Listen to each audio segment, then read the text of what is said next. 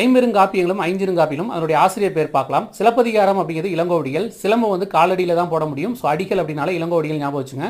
Manimekalai Seethalai Sathanar. So மேகலை தலை அப்படின்னு ஞாபகம் வச்சுங்க. சீவக சிந்தாமணி திருத்தக்க தேவர். சிந்தாம திருத்தாம அப்படிங்கிற திருத்தக்க தேவர். சிந்தாம திருந்தணும் அப்படின்னு ஞாபகம் வச்சுங்க.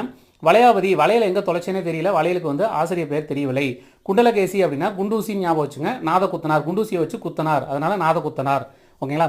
ஐஞ்சிறுங்காப்பியங்கள் அப்படின்னா உதயனகுமார காவியம், யசோதர காவியம், நாககுமார காவியம், சூளாமணி, நீலகேசி.